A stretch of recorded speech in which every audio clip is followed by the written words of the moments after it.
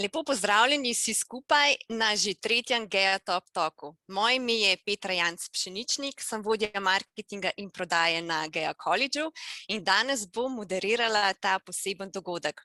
Najprej pa želim preveriti, ali se slišimo, to mi lahko sporočite z dvignjenim prstom, lahko majčkeno pokimate, super, krasno. Najprej mi dovolite nekaj besed, kaj Gea Top Talk sploh je. Gea Top Talk so pogovori z uspešnimi voditelji in izjemnimi posamezniki, ki nas vodijo po svoji karierni poti, razkrivajo skrivnosti premagovanja izzivov in delijo svoje poglede na aktualnosti iz sveta podjetništva, voditeljstva in drugih družbenih sfer. Z Gea Top Talk želimo navdihniti današnje in bodoče generacije podjetnikov, voditeljev in poslovnežev ter v širši družbi širiti podjetniško miselnost. In današnji gost, gospod Žiga Vavpotič, pooseblja ravno to, kar Gea Top Talk je. Gospod Žiga Vavpotič je širši javnosti poznan kot nekdanji predsednik upravnega odbora Outfit 7. Outfit 7 vsi poznamo po Talking Tomu in ostalih prijateljih. Vendar Žiga pri svojih še ne 40 letih je prav tako lastnik podjetja Global Dream Vision, soustanovitelj zavoda Y, socialnega podjetja Simbioza, ABC podjetniškega pospeševalnika in še bi lahko naštevala. Žiga je svojo lekcijo življenja doživel pri svojih rosnih 27 letih in jo takrat poimenoval Življenje mi je dalo lekcijo življenja. To lekcijo pa je tudi delil na TED Talku.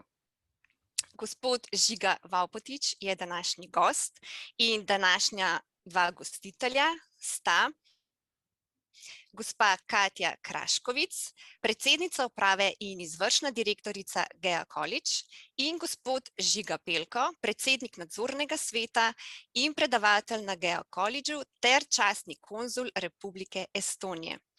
Skupaj bomo naslednjih 90 minut, zato se udobno namestite.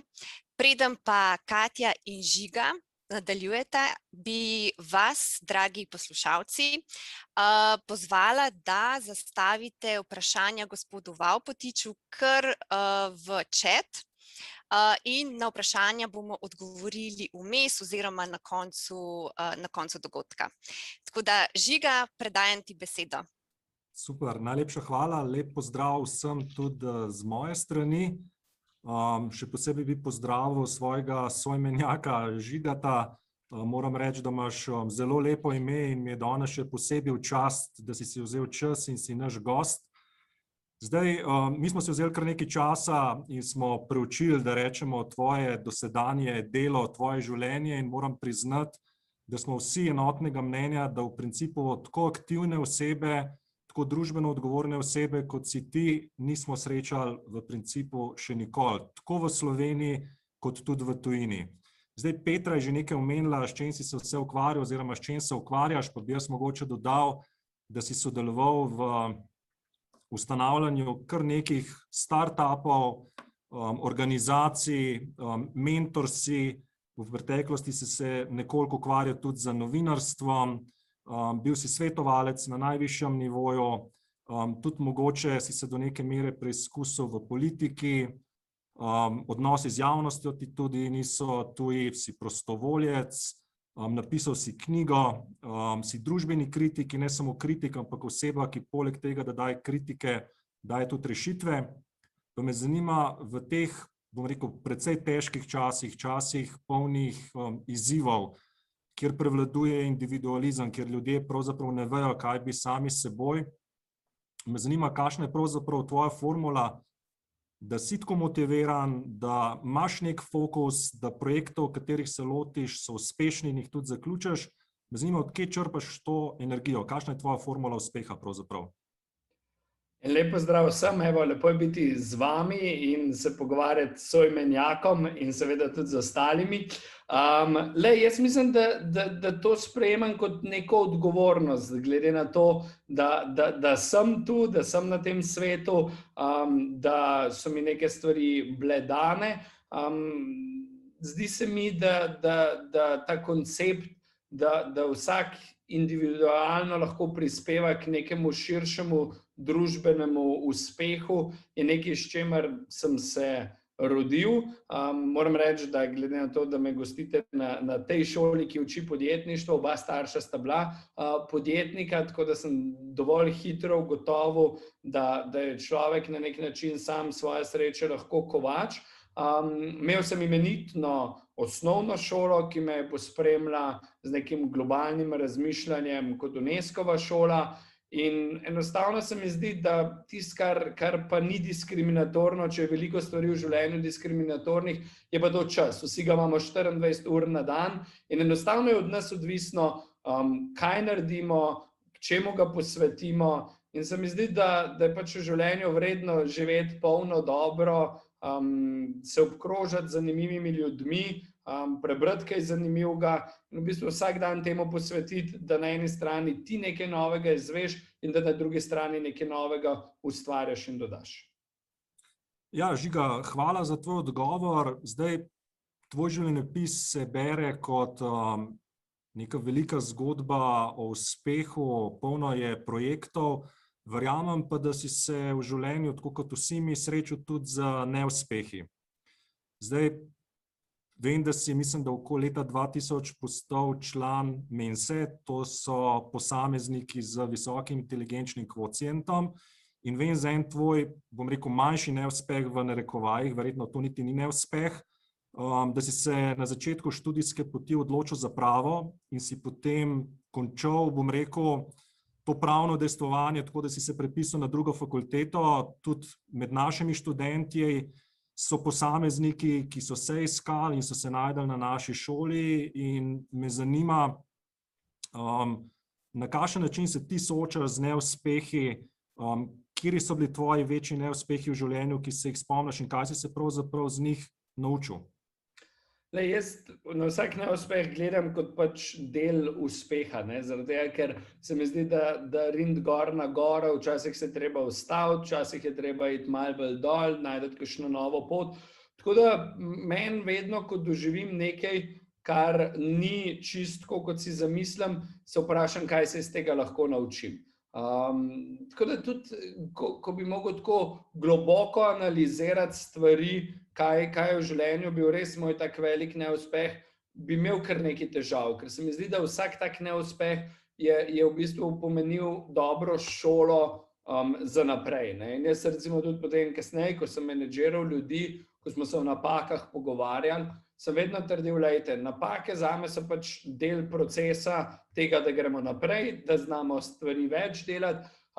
So pa neke stvari ključne, in sicer, če je možno, da se iz napak drugih kaj naučiš, je to ceneje in učinkoviteje. Potem je pametno, da teh napak absolutno ne ponavljaš in da napake niso narejene iz neke malomarnosti. Se mi zdi, da to je kar se tiče napak. Zdaj, gotovo je bilo vedno v življenju tako, kar se tiče moje študijske poti, če si me vprašal tam, ko sem bil jaz že po mojem prvem razredu ali pa pol v 5. razredu pa naprej, kaj bom, ko bom velik, sem izstrelil, da bom odvetnik. Jaz še danes trdim, da verjetno bi bil lahko dober odvetnik, ampak enostavno sem ugotovil na pravni fakulteti 2 izpita sem naredil, da ta zgodba ni zame. Da enostavno način, ko podajamo informacije faktografsko, ko ne razvijamo nekega kritičnega mišljenja, ko ne se ukvarjamo z vprašanjem, kaj sploh je pravica in kaj je resnica, na pamet učiti se zakone, ki jih danes lahko zelo hitro potegneš z Googlovim iskalnikom, pa ni bilo nekaj, kar me je motiviralo. Sej, tudi kasneje me potem ni motiviralo mnogo stvari v študijskem procesu, ampak glede na to, da predavam zdaj na fakulteti in da me tudi nekaj študentov posluša, se mi zdi pa, da je biti študent in končati študij v bistvu en dokaz, Najprej sebi, pa tudi družbi širše, da na neki način znaš biti vztrajen, da lahko se na neki način zaneseš sam nase in neke stvari v življenju končaš, ker enostavno življenje ni vedno tako samo lepe stvari, ampak je kdaj tudi kaj birokracije, kdaj tudi kaj težkega in pa si moraš dokazati, da znaš stvari končati, da si doer, da znaš prevzeti odgovornost in te stvari se mi zdi, da so bile na tej poti. Zdaj seveda, v vsakem delu življenja lahko ugotavljaš, kje bi rad naredil kaj boljše, ko pogledaš v privatno življenje, ko pogledaš v poslovno življenje. Če bi me vprašal, kaj obžalujem recimo kot nekdanji predsednik uprave Outfit 7, da recimo nisem uspel prepričati kolegov in lastnika, da bi recimo Talking Tom šel bolj v smer izobraževanja. Ta education sem videl jaz močno noter, pa mi to ni uspelo kot predsednik uprave. Seveda, zdaj, vedno, ko pa govorimo na uspehu, lahko vedno gledamo iz prizme, kaj so drugi naredili narobe, da to ni uspelo. Jaz pa vedno raje pogledam tako globoko vase in se rečem, kaj moram za naslednjič narediti, da to uspe. Sem pa znam potem, da sem relativno vztrajen pa precej trmast. Tako da stvari, ki se jih na nek način zadam, jih v življenju kar izpeljem. No? Se mi zdi, da z eno mero veliko odgovornosti, pa z eno mero vztrajnosti, pripravljenosti tega, da sem se vedno pripravljen na novo učiti, da se mi ni problema upravičiti, ko naredim napako in da si kdaj v življenju tudi dovolim biti ali pa pogosto dovolim biti ranljiv, s tem si pa absolutno dam eno veliko prednost in sicer, da sem 100% iskren najprej do sebe in potem do okolice. Se mi zdi, da je pa to nek tak recept, da se morda CV bere kot del vedno uspešnih zadev, je pa seveda za vsako uspešno zadevo mnogo, mnogo učenja. Ja, Žiga, če mi dovoliš, da greva še malo mogoče v zgodovino, ne toliko daljno, ampak vseeno zgodovino. Jaz mislim, da si svojo prvo prepoznavnost, širšo prepoznavnost v Sloveniji dosegel z projektom Zavod Y. In znotraj tega projekta ste naredili krasno zgodbo povezovanja, medgeneracijskega povezovanja s Simbiozo. Pa me zanima, če bi lahko povedal malo več o teh dveh projektih, ki mislim, da sta do neke mere spremenila Slovenijo, aktivirala takrat mlade. Po drugi strani me pa zanima, kaj bi predlagal našim slušateljem oziroma študentom, vsem mladim, kakšnega projekta bi se morali danes lotiti. Kaj je pravzaprav Zavod Y leta 2021, kaj bi bilo danes smiselno ustanoviti in pa na kakšnem področju, katere probleme bi bilo smiselno nasloviti danes, ker se je svet v tem obdobju od takrat, kad si ti delal Zavod Y, pa do danes se mi zdi kar precej spremenil. Tako veliko vprašanj si postavil s tem vprašanjem. Kar se tiče Y, je bilo to zgodba.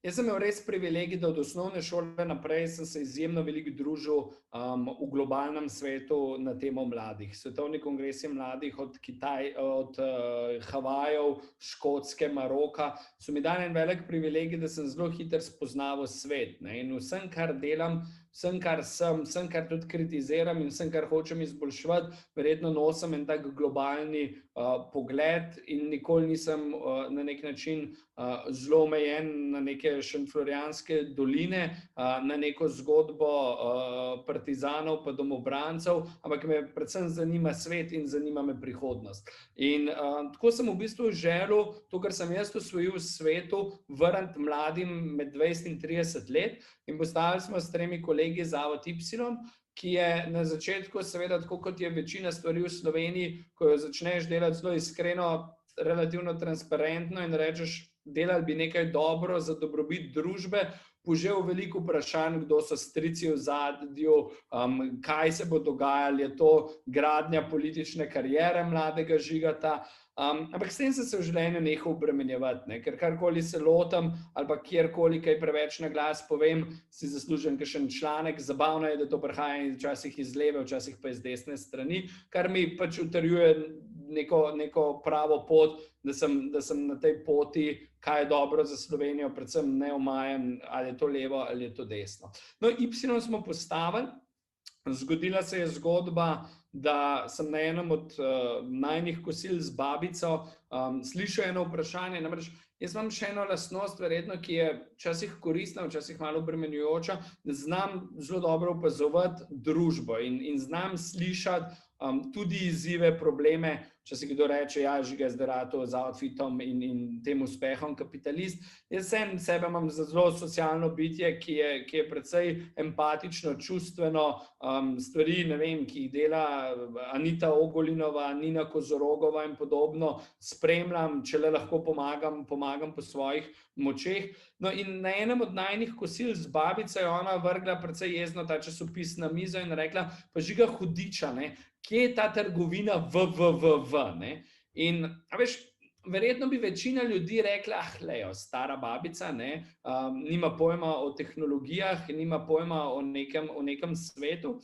Mene pa to vprašanje v bistvu tako zelo potisnilo en kot, ne, in še danes se spomnim, ko sem se peljal dol z dvigalom, ono živel v eni stolpnici, se rekel, šment, ne, mi nismo samo diskriminatorni do tistih, ki so drugačni, ne, pa že do tistih ne bi smeli biti, ampak v bistvu smo diskriminatorni celo do tistih, ki jih imamo najraje. In tako se je zgodila simbioza v moji tej evforiji, ki jo na nek način morajo razumeti ljudje, ki ali z mano živijo, ali z mano sodelujejo, kjer ni nič nemogoče. Sem prišel na Zavod Y in sem rekel, fanti in punce, nekaj velikega bomo naredili, ne? In sicer naredili bomo nekaj, kar bo povezali s Slovenijo, nekaj, kar bo pokazali starejšim, da niso za odpad te družbe, in mladim bomo dali priložnost, da dokažejo, da znajo tudi oni ceniti to modrost, in to se je res zgodilo, ne? Moja zahvala gre predvsem mnogim prostovoljcem. Lahko si predstavljaš, kakšen izziv je bil to na začetku, ko sem jaz na Microsoft prišel in sem rekel, lejte, res bomo naredili, razturali bomo, ne.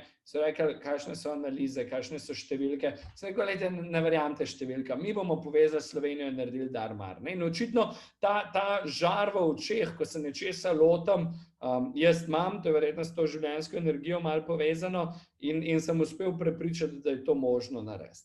Zdaj, toliko o Y simbiozi, če boš pol še kakšno vprašanje ali pa če ga imajo poslušalci z veseljem.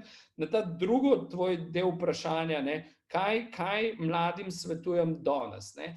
Dejstvo je, da še vedno jim svetujem, naj mnogo več potujejo, kot potujejo, in čeprav so časi absolutno težki za potovati, jaz upam, da se bomo v neko normalnost vrnili, ker spoznavati svet in razumeti, da nas samo drugačnost bogati, je sigurno dober recept za v žep in za to, karkoli delaš v življenju. Zdi se mi pomembno in vedno pravim, da pač zaznamujejo nas knjige, ki jih preberejo, in ljudje, ki jih srečajo, tako da se mi zdi, da je to pomembno. Ne moramo iz vidika tega, da nas z vidika resnega razvoja, ki se nam dogaja, ker če pogledava, kaj se je v zadnjih 50 letih zgodilo, se je ta svet tako hitro razvil, da enostavno si ne moramo danes dovoliti ne razmišljati o prihodnosti.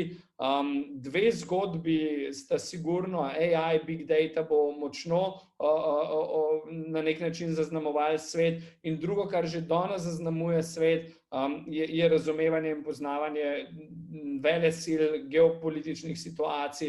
Tu igra Kitajska izjemno zanimivo, kompleksno zgodbo. Tako da, veš, če bi imel otroke stare 5 let, bi rekel, začnite se učiti kitajščino in učite se programirati in razumeti, kaj AI lahko prinaša.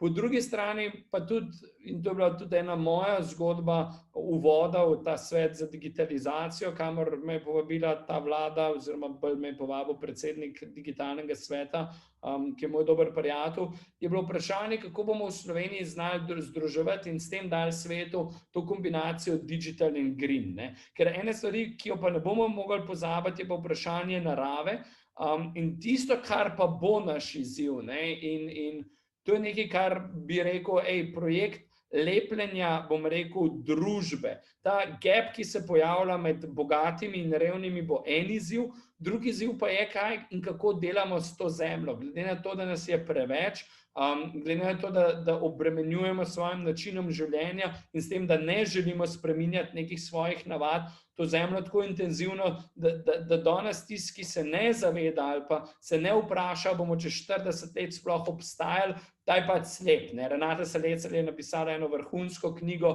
o tej ignoranci, ki nam je blizu, zaradi tega, ker dobro je gledati stvari na 2-3 leta, strašljivo je gledati stvari na 20-30 let. In danes moramo nositi vsi odgovornost. Ni to odgovornost držav, ni to odgovornost politike, odgovornost je vsakega posameznika. In morda simbiozo smo mi 10 let nazaj pokazali, da obstaja možnost, da posameznik spremeni z idejo, na nek način pritegne neko množico, naredi neko gibanje in pusti neko sled. In v to verjamem, v to spodbujam mlade. Zdi se mi, da ko si mlad, si lahko drzen, če ne celo predrzen, moraš si upati, ker kaj pa drugače je biti pri mami doma in imeti neko toplino doma kot ena lepa opcija, da si upaš biti podjeten, da si upaš biti malo drzen, da hočeš spremeniti svet na boljše. In zdi se mi in želim si, da bi mladi imeli več tega poguma in da bi si dovolili svet spreminjati, ker kdo ga pa bo, če ne on. Ja, Žiga, hvala. Zdaj se bom drznil, da gremo mogoče na najbolj zanimivo temo, po čemer si najbolj poznan v Sloveniji. To je seveda tvoja velika vloga v podjetju Outfit 7. Zdaj, običajno se mi zdi, da ljudje vidimo samo vrh ledene gore. Večina ljudi te je spoznala tam in se sprašvala, od kje se je pa zdaj Žiga pojavil, nekdo mu je pomagal, nekoga ima v ozadju in podobno. Zdaj jaz lahko iz lastne izkušnje povem, da je moj mentor, ko sem jaz začel kariero, mi vedno govoril, Žiga, bistveno je, da se usedeš na pravi vlak, na tebi pa je potem, ali boš prišel do lokomotive oziroma ali boš ratal strojvodja. Jaz mislim, da tvoja zgodba o Outfit 7 je zelo podobna in tisti, ki govori, da si prišel v to firmo po naključju ali pa na vrh, mislim, da dela veliko krivico. Jaz bi rad nekaj od tebe izvedel in predvsem, kako si vstopil v zgodbo Outfit 7 in kako je potem potekala ta pot, bom rekel, preko različnih funkcij do praktično glavne osebe v podjetju, ki je tudi vodila potem ali pa bila udeležena pri prodaji tega podjetja. Zdaj, veš, jaz sem se nehal s tem ukvarjati, da mi hočejo pripisovati rešitve iranskih problemov, kitajskih povezav, zato ker pa Slovenija rabi, da da aplikacijo na Apple, sem pa tudi takrat koristen, da lahko svoje povezave na Apple uporabim, zato da Slovenija dobi aplikacijo za COVID na Apple in v Apple Store.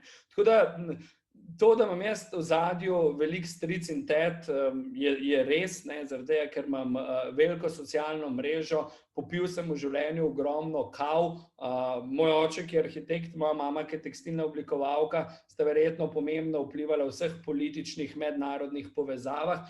Tako da, a veš, to sem si pač v življenju sam zgradil in ravno zato verjetno, ker sem vse to naredil sam z veliko podporo vedno primarne družine, ki me je spodbujala, da sem bil lahko drugačen, da sem si lahko dovolil določene stvari speljati, da sem imel pogum pri 14 letih pisati sponzorske prošnje, trkati na vrata korporacij in reči, lejte, saj vem, da zveni nenavadno, ampak jaz bi res šel rad na svetovni kongres mladih na Havaje, pa si dobil v bistvu denar za avionsko karto, za bivanje tam. To mi daje potem neko, eni pravijo predrznost, jaz pravim samozavest, da pač vsakmu povem stvari tako, kot so. Tudi zgodba Outfita ni popolnoma nič skrivnostna zgodba. Zanimivo je, da pač je bil po NGO svetu še en skorajšnji izlet v politiko. Takrat so se kar mediji malo razpisali o meni, ker je Alenka Bratušek želela imeti državnega sekretarja za mlade. Jaz sem bil pripravljen to vlogo celo prevzeti, namreč jaz nisem znan po tem, da bi nogomet komentiral iz kavča. Jaz sem človek, ki če nekaj komentira, ko pride ali priložnost ali pa odgovornost, sem jo pripravljen vedno na nek način reči ja. Ampak Alenka Bratušek se je na tem mestu res želela imeti žensko. Jaz sem to spoštoval, ampak iskreno sem povedal, da se neko gospa predsednica, sicer razumem, da je to lahko dobro za domovino, ampak ta sprememba je tudi za domovino preveč velika zame, da bi jo naredil. Tako da, in pač nisem postal državni sekretar za mlade. Mi je bil pa to nek signal, da je morda treba najti pot v gospodarstvo. Namreč meni so vsi ljudje razlagali, da je Žiga super fajn v teh nevladnih zgodbah, ampak da res se pa dokažeš šele v gospodarstvu. Zdaj, imaš prav, če bi nekdo meni rekel 10 let nazaj, da bom jaz ratal predsednik uprave podjetja, ki je vredno milijardo in je to v IT branži, bi se tudi jaz smejal in bi si tudi jaz rekel, kako je to možno. Zdaj, prej sem ti povedal in ta zgodba je zelo jasna, da sem jaz vedno bil proaktiven že v Y in iskal zanimive ljudi, ki bi lahko tudi nagovorili mlade. In ni skrivnost, da sta bila med njimi tudi Samo in Iza Login. V tistih časih sta se selila na Ciper, bila sta tako zasedena, da sta mi, mislim, da je 5-krat rekla, da ne morata priti. Ampak ko je bila pa moja pot v gospodarstvo nekje zaznamovana, me pa ni zanimal, bom rekel, nek sektor, ampak so me zanimali ljudje. Jaz po svoji osnovni logiki delovanja sem blazen generalist. Ena knjiga je šla, Razpon je naslov, mislim, da v slovenščini pri Umkotu, ki govori o pomembnosti generalistov. In mene je zanimalo, kdo so ljudje, od katerih se jaz lahko nekaj naučim. In ni skrivnost, da sem takrat potrkal na vrata Samota in Ize Login in Sandija Češka. Sandi Češka me je prepričeval in je rekel, pa Žiga, vi imate simbiozo, tako zanimivo zgodbo, da vam midva podjetniško nekaj skupaj narediti. Jaz sem si pa res želel v službo iti, ker jaz nisem nikoli hodil ali pa bil v službi. In sem želel to odgovornost prevzeti. Potrgal sem takrat potem tudi k Izi Loginovi, ki pa je zaradi ene zelo specifične zgodbe, ki nosi en zelo pomemben vidik na sveta za vse nas, bila pripravljena z mano sploh govoriti. Namreč, jaz sem v še prejšnji fazi spisal tudi eno mojo srečno knjigo in tam sem imel eno priložnost sodelovanja z malo manj privilegiranimi ljudmi, sem jim dal eno priložnost, hkrati sem bil pa vedno prijazen. In Izi se je zgodilo, da ko se je selila na Ciper, je bilo vprašanje, a bi jaz te knjige nazaj vzel. In rekel sem, seveda jih bomo vzeli. Meni se je zdelo vedno logično, da pač v življenju si prijazen in greš nasproti tako in drugače različnim ljudem. In to je takrat Izo, ko je te knjige vračala, ko je srečala neke ljudi, v bistvu tako impresionirali, da sem dobil neko priložnost v življenju, da se je z mano bila pripravljena pogovarjati. Ni tudi skrivnost, da smo se mi takrat pogovarjali o sodelovanju z njima pri fundaciji, ampak onadva sta tako izjemno fokusirana človeka bila, da sta enostavno smo ugotovili, da ne bosta imela takrat čas za fundacijo, ampak da je pač fokus v Outfit 7. Mi smo se kar nekaj časa pogovarjali in pa sem jaz rekel v nekem momentu, pa lej, če želimo v življenju sodelovati, je morda fino, da jaz poznam vaju in vidva spoznata mene. In moj hiring intervju je bil relativno zanimiv. Iza je rekla, kaj znam, rekel sem, da veliko stvari. Na vprašanje, če znam kodati, sem rekel, da absolutno ne. Na vprašanje, če znam risati, sem rekel, da še manj. In tako sem pristal v bistvu v HR-u in pristal sem zelo kruto na pogodbi. Se pravi, dobil sem pogodbo za polovičen čas in sem se mogel izkazati. Zdaj, tisto, kar nosim s sabo v življenju, vedno je res ena velika mera odgovornosti in se ne sprašujem, kaj je moja odgovornost, da naredim, ampak ponavadi pogledam širše in se vprašam, a lahko še kje dodatno pomagam in kaj dodatno naredim. Jaz sem v tistem 3 mesecih naredil očitno dovolj stvari, da sem dobil klic in sta rekla, po novem letu dajmo razmisliti o tem, če bi bil pripravljen še več z nami delati. In to je potem sledilo, da sem se selil na Ciper, postal sem Chief Operation Officer za en intern startup, ki se je imenoval B7. Tisto zgodbo smo rastli, iz 7, mislim, da ljudi smo prišli na 35 ljudi. Potem se je zgodilo, da sta se razšli z človekom, ki je bil Chief Revenue Officer za celo Outfitovo skupino. In Samo in Iza sta imela vedno eno zanimivo lastnost in sicer, da imate jih mnogo. Jaz moram reči, da Cenim to predvsem, da smo danes še vedno izjemno dobri prijatelji, hkrati sta pa človeka, ki sta mi res v življenju veliko dala in zato jima bom večno hvaležen, sta bila, in to mi ni nikoli problem povedati, zelo zahtevna šefa, ampak najprej sta bila zahtevna do sebe, potem sta bila zahtevna do vseh nas, ampak toliko, kot sta mi one dva dala v življenju, mi je dala malo ljudi in se mi zdi, da že z tega vidika si zaslužita absolutno moja hvaležnost, moje spoštovanje in konec koncev sta nekdo, ki sta iz nič za globalno idejo naredila milijardno podjetje. Ampak tisto, kar sta znala prepoznati, je to, da sta ljudi obuvala v malo prevelike čevlje, jih malo porinila iz cone udobja, in tako sem jaz tudi postal Chief Revenue Officer za celo skupino. Takrat je bil pomembna moja naloga, da sem razvil odnose še naprej dobre z Googlom in postavil v bistvu odnose z Applom, in kasneje v bistvu odpirali kitajske trge, kasneje indijske trge in podobne zadeve. Je pa res, da sta potem v kratkem mi povedala, da sta se odločila, da firmo prodata. Biti pri 33 letih zraven, ko se prodaja milijardno podjetje, je res zanimiva izkušnja. Hkrati so pa prišli popolnoma drugačni lastniki in to v že tem kulturnem pogledu, da so bili to Kitajci.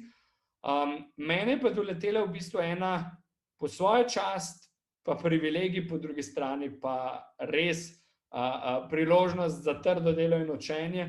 Namreč meni je bilo ponujeno, da postanem chairman podjetja, se pravi predsednik upravnega odbora. Obdržal sem funkcijo Chief Revenue Officerja, ker so mi Kitajci zaradi samo te nize zaupali, so me uboljšali v funkcijo Chief Financial Officerja. Tu bi seveda lahko o corporate governance kaj debatirali, pa dajmo to zdaj preskočiti.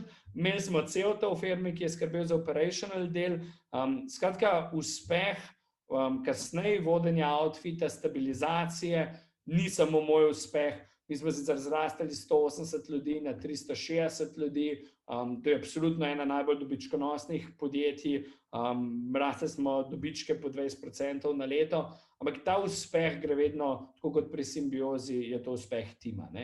Ja, je odgovornost nekoga, ki je na vrhu, ampak pohvala, zahvala in medalje je prav, da si na nek način deli cela ekipa. 2 leti sem bil jaz v funkciji predsednika upravnega odbora, potem so me lastniki prosili, če ostanem še leto dni v funkciji neizvršnega direktorja, prišla je korona, tako da se je to podaljšalo še za leto in pol.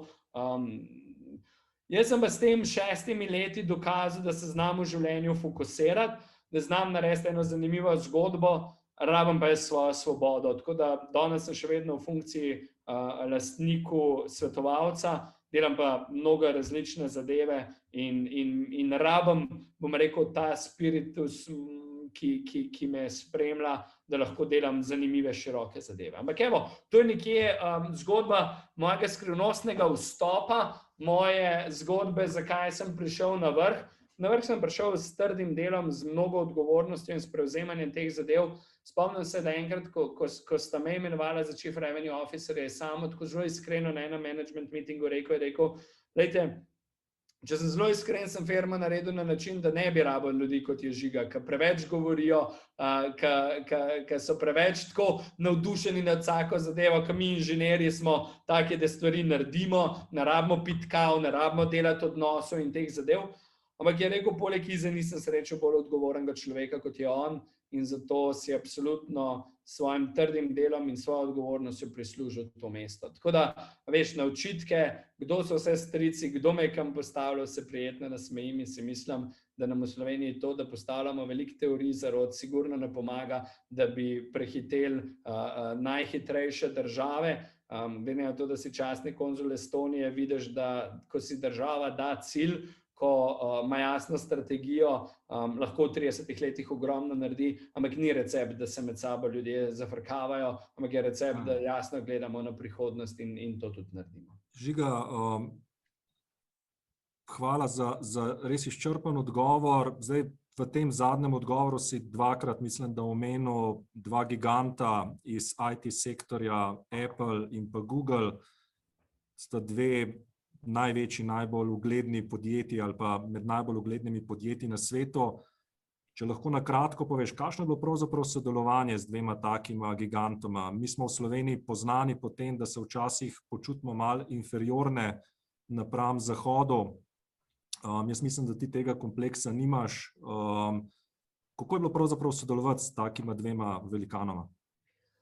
Se teh velikanov je bilo pol še kar nekaj, ko se je kitajski trg odprl, so bili to od Tencenta, Huawei-a, ko sem odprl indijski trg, smo veliko začeli delovati z Jiotom, ki je res absolutno velikan. Na koncu štejejo vedno odnosi, štejejo ena iskrenost, štejejo vprašanje, kaj ti prinašaš k mizi.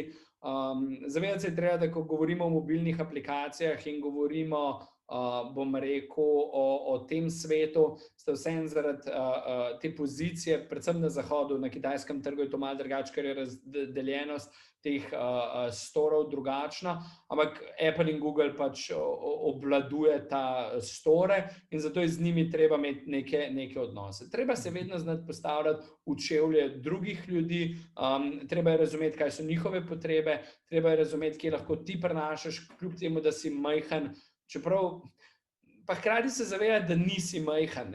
Zdaj, nekaj impresivnih številk. Outfit 7 je pred kratkim, oziroma zdaj že nekaj časa nazaj, več kot 15 milijard downloadov praznoval. Mi imamo 350, še vedno pravim, mi imamo. Jaz bom Outfit vedno imel tudi kot del moje zgodbe, ker tak sem, kjerkoli sedim v nekih funkcijah, kjerkoli imam neko odgovornost, jemljem to tako zelo osebno, tako da upam, da mi kdaj to ne zamerijo, predvsem tisti, od katerih je res Outfit 7, ampak to je ta moja iskrenost pripadnosti nekim tudi podjetjem, pa nekim zgodbam, ampak mi imamo trenutno več kot 350 milijonov mesečnih uporabnikov. To so res impozantne številke, ki pa nosijo tudi odgovornost. In, a veš, tukaj s temi giganti, ni lahko tja prideti. 2 leti sem rabil, da so me v Cupertino povabili na sedež Apple, ampak mic po mic, z neko, če si iskren, če veš, da delaš dobre stvari, veš, da se ti bojo vrata odpirala. In tukaj se mi zdi, da je treba na nek način absolutno dati strah v žep, da moraš imeti dovolj samozavesti. In tega mi ni nikoli manjkalo, v smislu, da sem lahko vedno potrkal na vrata mnogih ljudi, mnogih podjetij. Gotovo sem na vsej tej poti, da pač tudi najbolj uspešni ljudje so precej preprosti, so iskreni, imajo neka svoja znanja, ampak znajo se povezovati, znajo sodelovati, ker samo tako tudi lahko postaneš uspešen, velik in pomemben na svetu. Žiga, mogoče bi se še vrnil nekoliko na to tvojo prvo pozicijo v Outfit 7, omenil si, da si bil zadolžen za iskanje talentov oziroma si upravljal, dajmo reči, neko HRM funkcijo. Zdaj, naši študenti so sicer poznani po tem, da izjemno hitro po zaključku študija najdejo zaposlitev, ampak vseeno me zanima, kaj ste pravzaprav vi iskali oziroma kaj si ti iskal pri kadrih, ki bi bili primerni za delo v Outfit 7, oziroma kaj pravzaprav svetuješ študentom, kako se obnašati, kaj početi, da bodo čez nekaj let čim bolj konkurenčni na trgu dela, oziroma kaj pravzaprav se išče danes, kako se obnašati? Ti si zahteven profesor, vidim, ker toliko enih vprašanj postaviš, da me pa vedno strah, da kaj pozabil odgovoriti. Veš kaj, kar na kratko, ti bomo odpustili. Sej vem. Ampak drugače pa ta moj naziv, veš, Talent Acquisition Specialist, še danes, ko pogledam vizitko, ki piše gor Talent Acquisition Specialist, ker ta naslov sem si celo sam lahko izmislil, ali pa Chairman, ne vem, kjer je bolj seksi. Tako da, ampak to je bila ena taka res zanimiva izkušnja in precej tak prost teren stvari. Zdaj tako, vedno iščem iskre v očeh ljudeh, vedno iščem to, a me bojo znali ljudje prepričati s tem, da bojo bili dodana vrednost celi zgodbi. Pomembno na Outfitu je bilo, in to sem se mogel tudi malo jaz naučiti, da ni nujno, da si ti najboljši in ti najbolj izjemen, ampak da znaš s to svojo izjemnostjo biti tudi team player. Nam je bilo blazno pomembno, da smo na neki način vedno bili cultural fit. Ta kultura, ki jo po mojem mnenju vedno temeljijo vrednote, je res ena rdeča nit bila Outfita. Lahko na kratko povem te vrednote, kar je bilo v bistvu vprašanje vseh ljudi, ki so prišli, da se s tem poistovetijo. Make it happen, have fun, sky is the limit, teamwork in own your shit, ne, oziroma marketing, veš, kaj Petra iz marketinga, bi bili moji v marketingu jezni, ker je to pisali own your hit, ne, mislim, rečem own your shit, v smislu pač res odgovornosti. In pogosto še danes boš v outfitu slišal ljudi, ne, ko boš nekaj ti začel narediti, ne, ti bojo rekli, oh, come on, ne, make it happen, pa sky is the limit, ne, ko pa nekaj ne boš naredil, tudi če jaz kdaj nisem kaj naredil prav, mi je lahko nekdo, študent, rekel, Žiga, come on, ne, own your shit, ne, to je pač tvoja odgovornost. In to so mogli ljudje razumeti. Zdi se mi, da je pomembno, ko sprašuješ, kaj naj oni danes delajo, da imajo eno širino, da iščejo izven okvirjev samo tega, kar jim faks da, znanja.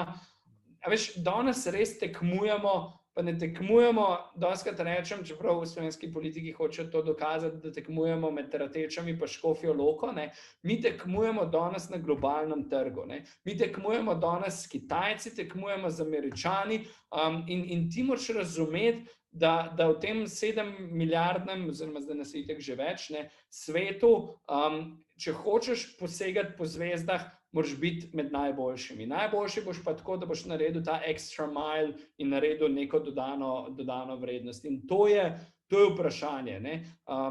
In to je nekaj, ker spet se vračamo na to, kdaj, če ne, ko si mlad, si proaktiven, hočeš narediti nekaj, začneš podjetje. Tudi mene vedno zanima, nikoli me niso, to ni lepo, da tukaj govorim, da me nikoli niso ocene zanimale, ne. Dobro, me je zanimalo in jaz sem težil študentom ali pa tudi dropoutom, da morajo v življenju to končati, ne. Kar nekaj mladih sem po mojem jaz nagovoril, da so šli nazaj na faks, ker sem rekel, s tem dokazujete sebi to vztrajnost, ne. Pa naslednjič bo nek bolj zajeben delodajalec, ker sem jaz, pa bo to verjetno lahko deal breaker za vas, ne. Ampak, zanimalo me je, ne, če so naredili firmo, kaj so se naučili, kaj so failali, ne. Če so naredili neko zgodbo, neko dodatno zadevo, če so se odločili, da grejo potovati po svetu, kaj jih je svet naučil. To me je vedno zanimalo in to se mi zdi, da še danes vsi velikani iščejo in je to dodana vrednost v svetu, če se ti zgodi, da si malo poseben. Zdaj, Žiga, da ne bom jaz predolg, ker mislim, da Katja že počasi čaka s svojim setom vprašanj, ampak evo si bom še vseeno trgal par minut, pa izkoristil, ko si glih na liniji, še za 2 vprašanji. Zdaj, ko si govoril o talentih oziroma o znanju, mislim, da si tudi ti ponudil svoje talente, ko se je ta zgodba, bom rekel, za Outfit 7 za tebe, saj operativno nekoliko zaključila. Mislim, da si ponudil svoje znanje Slovenskemu državnemu holdingu, po nekaterih informacijah si se potegoval tudi za mesto v telekomunikacijskem našem največjem podjetju, ki roko na srce v zadnjih letih izgublja svojo tržno vrednost. Mislim, da si se tudi zelo korektno zavzel za nekdanjo upravo Petrola, se aktiviral in izpostavil takrat. Moramo priznati, da je bila ta uprava Petrola vsekakor uspešna v svojem delovanju. Me pa zanima mogoče nekaj drugega, če se navežem na to, kar sem zdaj povedal. Kje ti smatraš, da je pravzaprav vzrok, da v velikih slovenskih državnih podjetjih, nekaj sem jih že naštel, ne želijo na vodilnih mestih dobiti največjih talentov, te, ki bi lahko iz teh podjetij naredili globalne igralce. Zdaj, da je možno v Sloveniji narediti globalne igralce, smo dokazali, nedvomno si to dokazal tudi ti. In me zanima, zakaj to pravzaprav v Sloveniji ni možno, zakaj za to ni posluha in kljub temu, da imaš izkušnje iz Slovenije, a si bil vseeno ob tem vsaj nekoliko presenečen?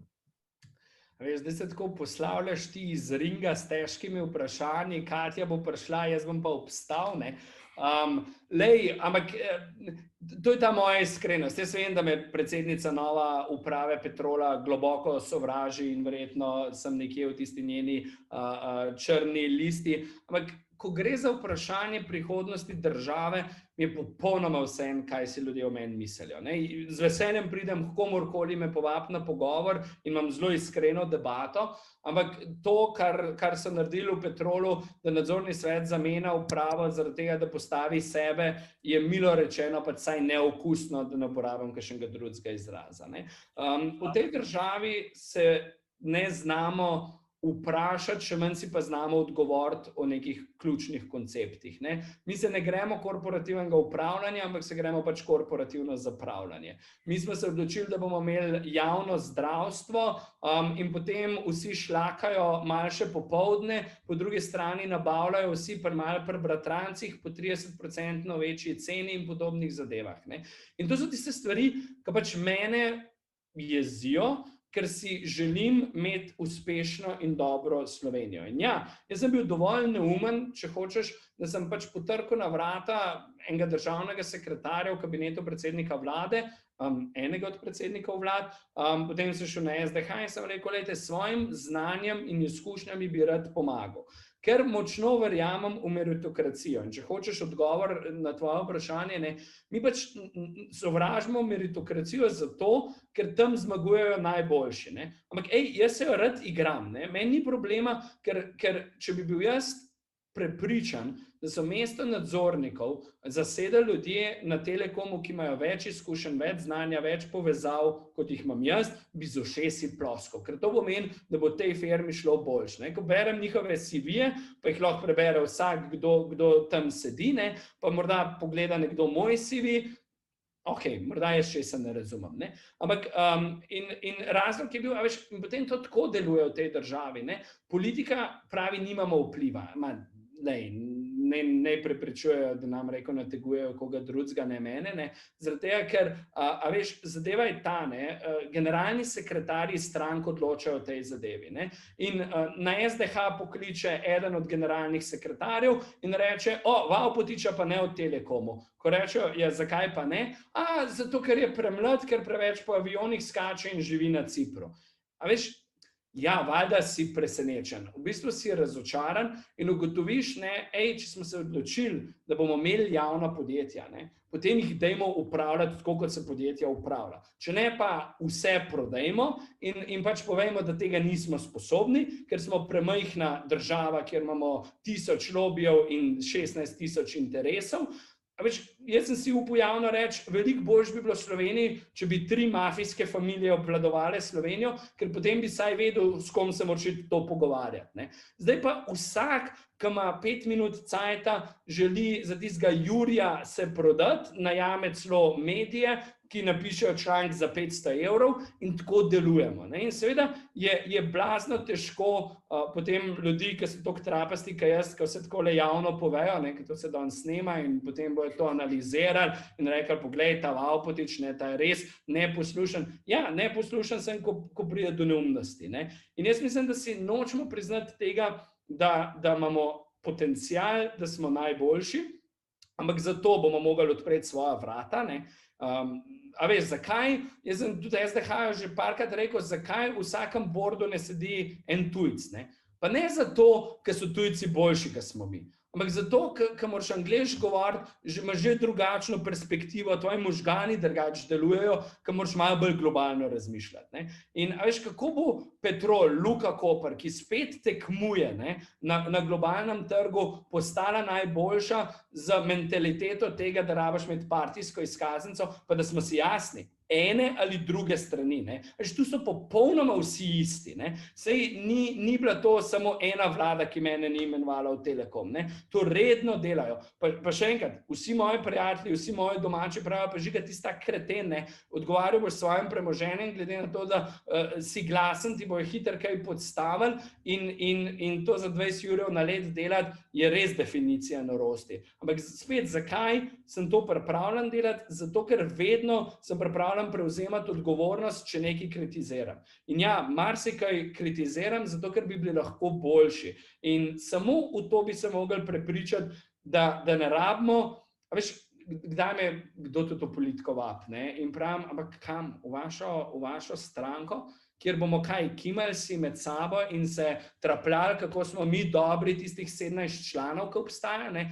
Ne, zato ker ne verjamemo v člansko zgodbo, ker verjamemo v to, da na mesto predsednika uprave Luke Koper naj sede najboljši človek. A je zvest meni je bolj pomembno, da je zvest Sloveniji in temu, da naredi neko res dobro zgodbo, ki bo konec koncev plačevala to, da bomo imeli boljše bolnice, da bomo imeli boljše domove za ostarele oziroma za starejše in da bomo imeli šolski sistem, ki bo ponosen na to, da bomo vzgajali najboljše mlade kadre, ki bodo, ne vem, nekoč prevzemali Apple, Google in podobno, ne. Tako da, a veš, tu postanem morda jezen, razočaran pogosto, predvsem pa nočem biti tiho, ne, ker se mi zdi, a veš, ne vem, danes še nisem spisal, in na Facebooku lahko bereš od mene marsikaj, ne, danes še nisem spisal tega, kar me je včeraj razjezil, ne, doktor Noča sem poslušal na Odmevih, ko je govoril o sistemu nabavljanja, ne, več, niso pa vedno krivi samo v politiki. Mi smo si tudi sistem postavili tako, da žal politiki ne morejo nič odločiti. Ker če sem jaz predsednik vlade, noč da dober predlog, kako bi te zadeve nabavljali, v Fermis jaz to implementiram jutri.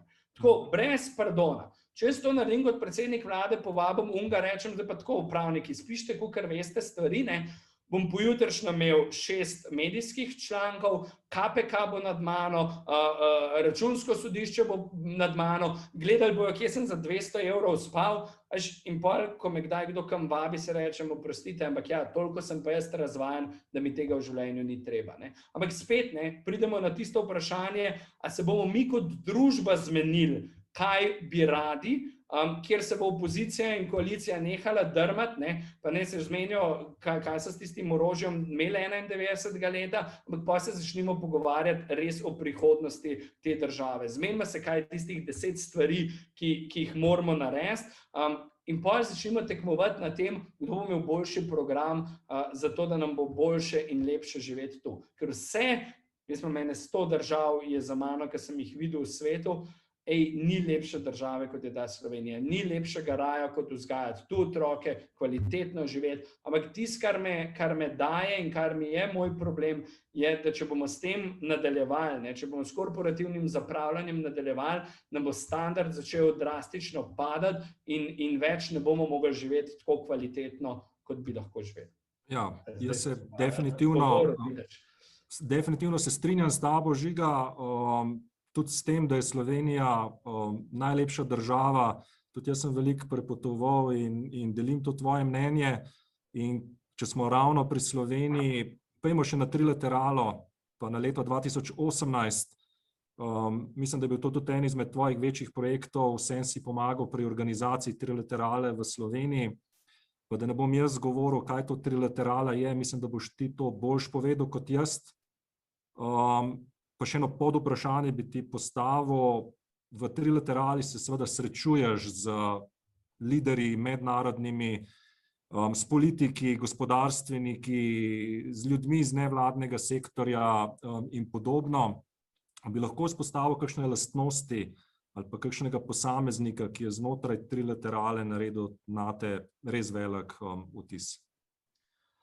Ja, trilaterala je ena taka zanimiva organizacija, ki pripisuje mnogo večji vpliv, kot ga dejansko ima, ker če me zelo iskreno vprašaš, ti bom zelo iskreno povedal, da je to pač debatni klub zelo zanimivih ljudi.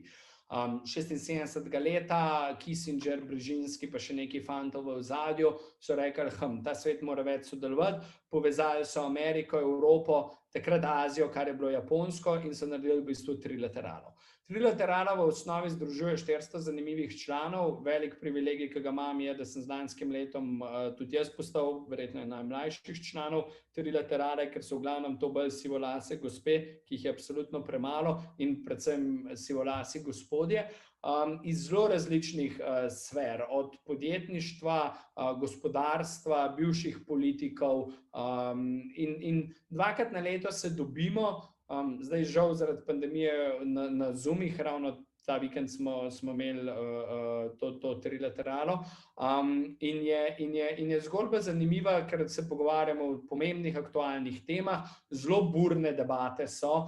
In to so neke zgodbe, ki v bistvu tako dajo ene poglede ali pa te učijo nekih zanimivih zadev. Recimo, ena taka prigoda, evo, če hočeš, ko sem prišel na trilateralo, jaz sem prišel, Marko Voljč me je povabil, David Rockefeller Fellow program je bil, ker se je trilaterala želela pomladiti. In prvo srečanje je bilo v Washingtonu in imel sem izjemno čast, da sem poslušal Henryja Kissingerja.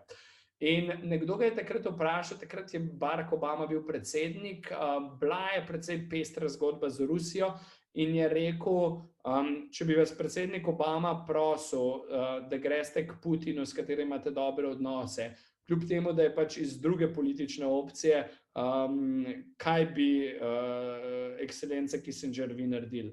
In je rekel, nemudoma bi se usedel v avion in naredil vse, kar je dobro in pomembno za mojo državo. Veš, to so tisti drobne zgodbe, ki jih jaz pogrešam v tem prostoru. Te ljudje so po svoje preprosti, hkrati pa izjemno živi, imajo to neskončno energijo.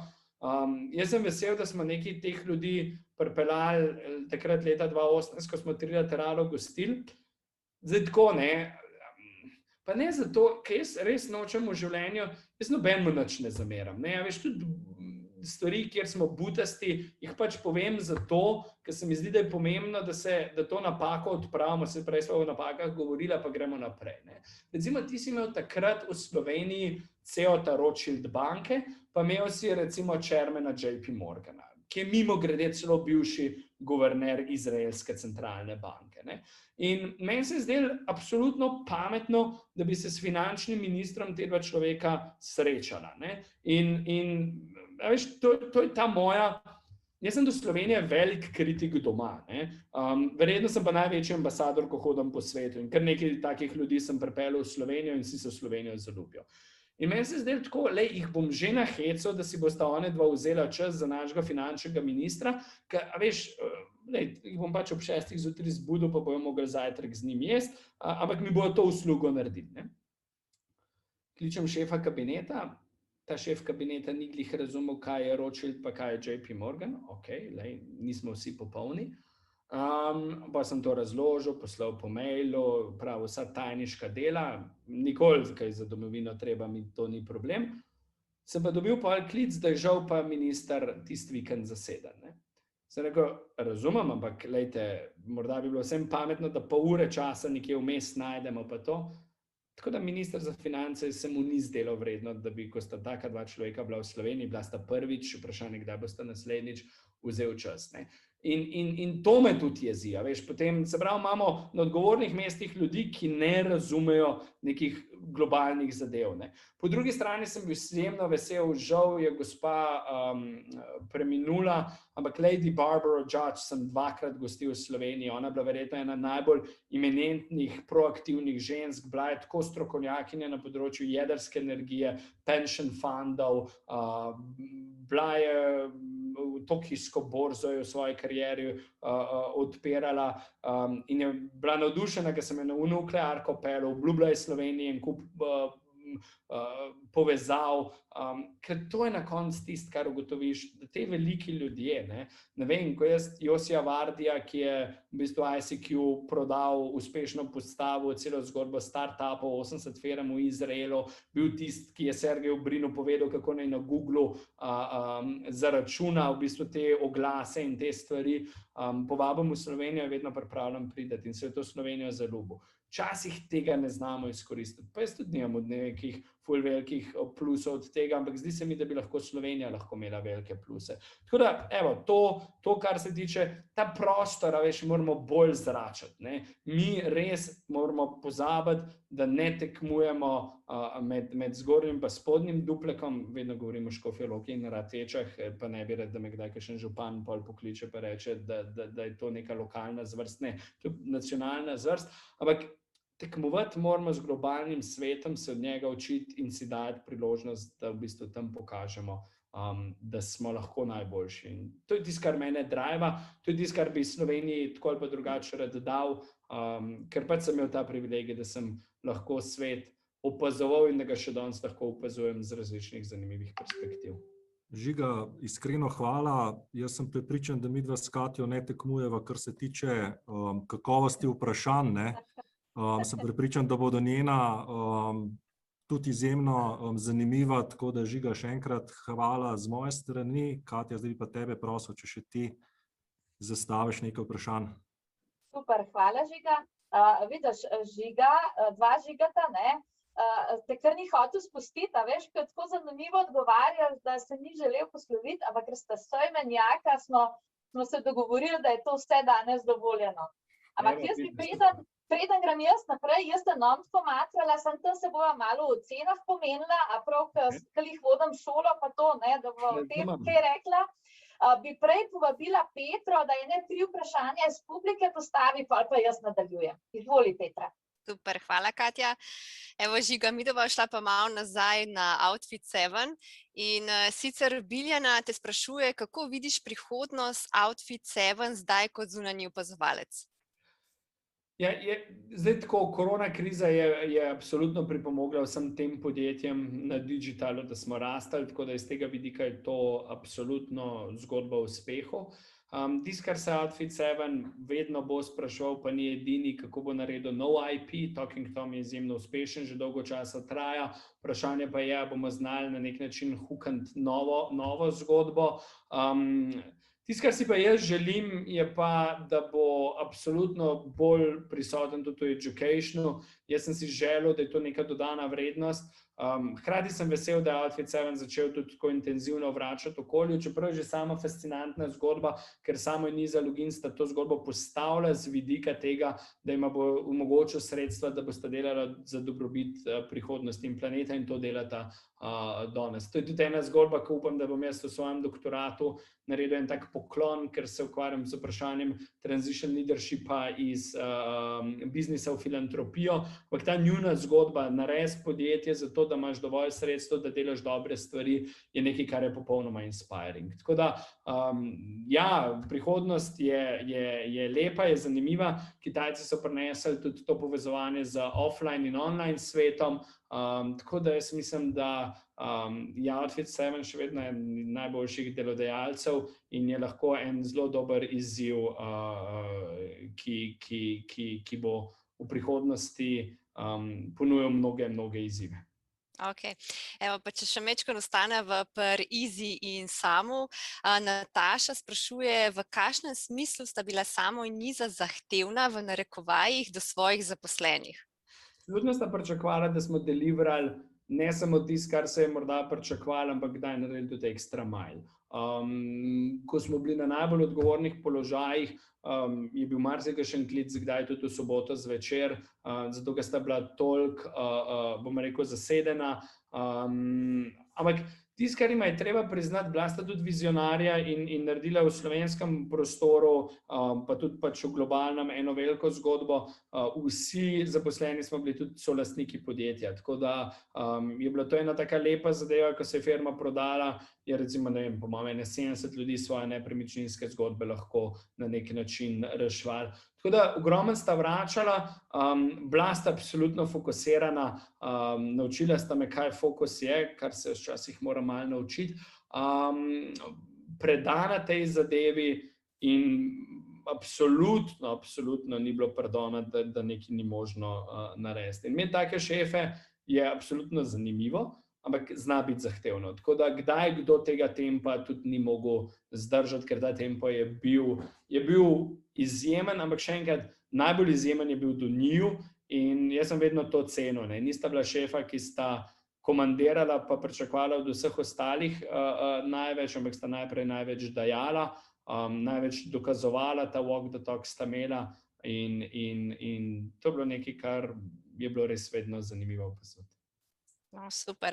Evo še Andraž nama je oziroma te postavil eno zelo zanimivo vprašanje in sicer, kako prepoznati talent pri rekrutiranju, če je sogovornik na drugi strani bolj introvertiran in težko promovira samega sebe? Saj ne gre za vprašanje, koliko nekdo promovira sam sebe. Jaz mislim, da podjetja na drugi strani imamo že dovolj toolov narejena. Tudi Outfit 7 je imel na eni strani, bom rekel, expertise test, na drugi strani smo kar nekaj tudi takih psiholoških vprašanj znali postavljati ali pa delali neke teste. Tako da overall, bom rekel, je bila to zgodba, ki je dala priložnost vsem. Nismo dobili priložnosti samo taki, ki veliko govorimo. Jaz mislim, da vsako podjetje tudi v ekstra in introvertiranih zna najti v bistvu tisto, kar je pomembno in vsi doprinašamo, bom rekel, zgodbo. Mislim, da je naslov Tihi ene knjige, ki govori o introvertiranih, ki veliko pove o tem, kaj je njihova dodana vrednost. Tako da tudi menedžerji so bili zelo različni, priložnosti različni. Tako da jaz mislim, da in to znam kljub temu, da danes deluje, da ne poslušati ljudi in postavljati vprašanja in v bistvu z tega potegniti najboljše. Tako da hkrati so pa ljudje dobili priložnost, 6 mesecev je bila vedno poskusna doba in je bila to, bom rekel, ena taka opcija, da smo en drugi ugotovili. Saj včasih ugotoviš, ne samo, to včasih tako, sindikati bi se jaz včasih rad več pogovarjal, zato ker deluje vedno to v neki tekmovalnosti, pa ne gre za tekmovalnost.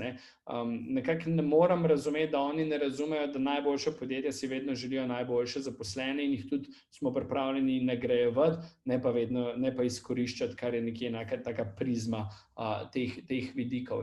In enostavno se mi zdi, da se najboljša podjetja zavedajo, da rabijo najboljše talente in so pripravljene dati priložnosti, da se te res izkažejo. Hkrati se mi zdi pa prav, da če na drugi strani tudi nekdo, ki je v delovnem razmerju, ugotovi, da mu pa podjetje ne ustreza, da se tudi on od podjetja poslovi. Se priložnost ni ena, priložnost je ogromno, tako da tudi ne vidim teh problemov. Žiga, samo še eno vprašanje, preden dava besedo Katji. V zadnji imaš ogromno enih knjig. Sam povej mi hiter naslov knjige, ki je tvoja najljubša. 2 knjige imam morda tako malo bolj izpostavljeni. Eno je Moč prijaznosti in drugo je Mož, ki je sadil drevesa. Tako da to sta 2, ampak jih je veliko zadaj, kot vidite, ker se mi zdi, da iz vsake knjige lahko potegneš marsikaj. Ena izmed takih zadev, ki sem prej govoril v prihodnosti, je sigurno ta knjiga Kaj je folija, ki smo jo uspeli prevesti, Velesili umetne inteligence, ki govori o vprašanju prihodnosti izobraževanja, sveta, Amerike, Kitajske, tako da Kaj je folija tudi. Ampak jaz mislim, da mesec, ki mine brez tega, da ne preberemo kakšne knjige, je res izgubljen mesec. Tako da vsaj eno knjigo na mesec bi človek mogel imeti en cilj. Pa ni nujno brati vsak stavek po stavku, vse knjigo lahko zelo hitro preletiš in pobereš 2-3 ideje za v žep in za to, da v življenju greš naprej. Se strinjam. Hvala ti, Žiga. Evo, zdaj pa predajam besedo Katji. Super, hvala lepa. Žiga, evo, to je bila lepa iztočnica, branje knjig, jaz to podpiram, na fakulteti tudi izdajamo še vedno knjige, čeprav, bom rekla, je splošna javnost mnenja, pa tudi na ministrstvu, ker v nekem delu, da knjig ni potrebno več izdajati in da je to vse v digitalni obliki in tako. Jaz podpiram oboje, bom rekla, in v digitalni obliki in v tiskani obliki, ker tako kot je dokazano, tudi knjiga v tiskani obliki spodbuja določene kompetence, ki mogoče niso povezane zgolj s tisto vsebino v knjigi, ampak se pravi v naših možganih. Na temo knjige sem še vprašala, ampak zdaj bi rada malo pokomentirala pomembnost ocen. Prej si rekel, da za ocene se nisi toliko brigal ali pa z njimi ukvarjal, pa moram vseeno, kljub temu, da vodim fakulteto, poudariti in na glas povedati, da seveda podpiram načelno, da ima nekdo dobre ocene, ampak še bolj pomembno mi je, da se nauči zase in ne za izpit in ne za oceno, ampak za svoje življenje, zato, da v bistvu, da so študentje proaktivni, da naredijo ekstra miljo, tako kot si rekel, da so drzni, pogumni, podjetni, drugačni, namreč to so tudi naše vrednote. In pomembno je, tako kot si rekel, zaključiti tisto, kar si začel, zato da tudi delodajalcu, tudi sebi, tudi svoji družini dokažeš, da si sposoben nekaj speljati do konca, imeti ta fokus in v bistvu raziskovati nekaj, kar te zanima. Sej ponavadi razmišljamo v smislu, da želimo študirati tisto, kar nas zanima, ali pa tisto, kar bi radi v življenju počeli. Pa da ne bova zdaj tako resna, bom jaz začela s takimi res enostavnimi vprašanji. Naprimer, zdaj si vse, jaz vem, da v bistvu delaš rad, da ti je tudi delo hkrati način življenja in hobi, pa vendar, kaj je tisto, kar delaš rad, kar te najbolj sprosti? Ok, zdaj moram samo imeti klic glede ocene, da veš, to ti govori nekdo, ki je bil vedno odličnak v osnovni šoli, imel vse 5, v srednji šoli bil celo srednjo šolo odličen, tako da pol na faksu nisem imel vseh 10, tako da, ampak ja, ocene, predvsem se mi zdi, da je pomembno znati balansirati tisto, kar rad delaš v življenju z ocenami, končati faks, pa dodatno še nek ta ekstra mile narediti. Zdaj, kaj me najbolj sprosti? Sigurno me najbolj sprostijo potovanja. Zato, ker se mi zdi, da me polnejo, da mi dajo nove perspektive, da mi postavljajo nova vprašanja. Tisto, kar si v življenju rad postavljam vprašanja, je gotovo vprašanje zakaj. Dena Zohar je moja prijateljica, ki je v bistvu postavila ta spiritual intelligence pa kvantno voditeljstvo in ona me je naučila, da je v življenju res pomembno in to znajo otroci zelo dobro, se spraševati zakaj, pa nas pa malo šolski sistem, pa nas malo država ukalupi, pa nas pa delodajalci malo ukalupijo in se to nehamo spraševati. Ko pa potujem, se mi zdi pa, da se mi ta vprašanja še bolj postavljajo. Tako da rad potujem, rad berem, rad sem z ljudmi, rad spijem dober kozarc vina in imam zelo zanimive debate z ljudmi, ki me izpolnjujejo, ki mi dodajo neko dodano vrednost, ki pogosto razmišljajo drugače od mene, kajti še ena stvar sem se naučil, ko za mizo sedijo ljudje, ki so mi preveč podobne, ratajo debate zelo hitro dolgočasne. Tako da to cenim, to imam rad, imam pa včasih tudi rad svoj mir, tako da se znam tudi jaz včasih skrit in si vzeti kakšno uro, 2 ali pa tudi kakšen dan, 2 zase. Ker sva ravno pri, se pravi, temule work-life balance, je tudi vprašanje v bistvu od naših udeležencev, glede na vse aktivnosti, na položaje dejavnosti, kako ti gre s tem upravljanjem, se pravi, da je ta balans pravi? Jaz mislim, da relativno dobro, veš, zdaj sem se v življenju na novo zaljubil in pravi Tina doskrat, ja, saj tebi vedno vse uspe, ja, zato ker si probam zorganizirati stvari tako, da ima dan 24 ur, in da enostavno lahko podelam zvečer, lahko podelam zjutraj, ampak pač prioritiziram tisto, kar je meni najbolj pomembno.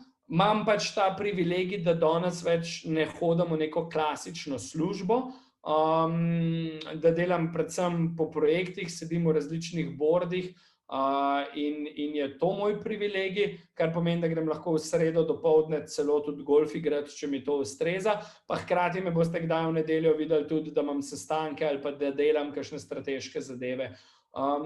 Se mi zdi pa, ne verjamem tako zelo v koncept work-life balansa iz vidika tega, pa je to spet moj privilegij, priznam, da pač nekaj, kar mi ni v stilu work-life balansa, mi ni treba delati in tudi nočem delati. Tako da to je moj velik privilegij.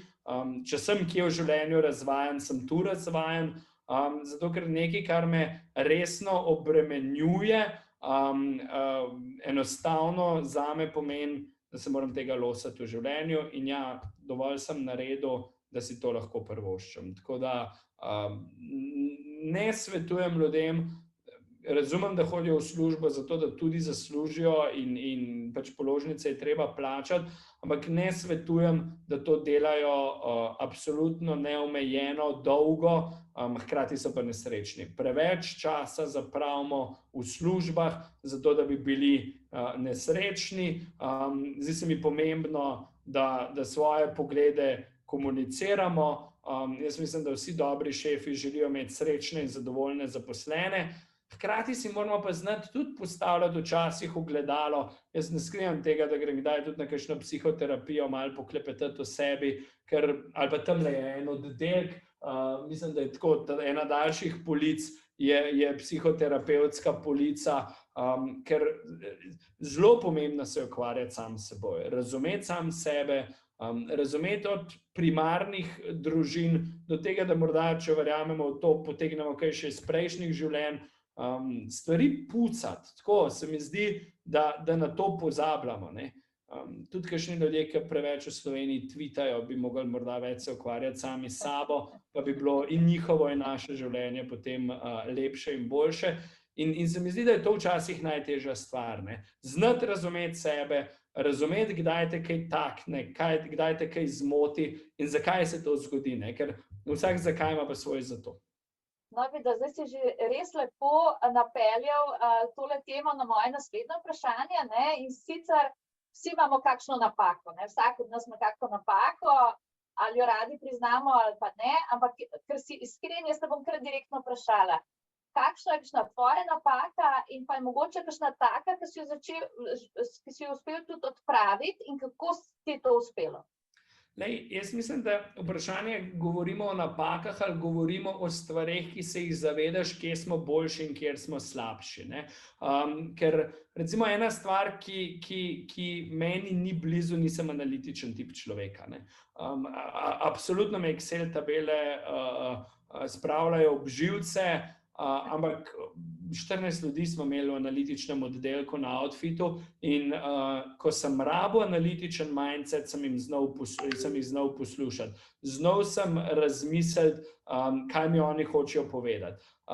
Po drugi strani sem absolutno bolj v fazi kvantitete kot kvalitete stvari, ki jih naredim. Se pravi, priznam, da me zadovoljijo stvari, ki so 90% dobre.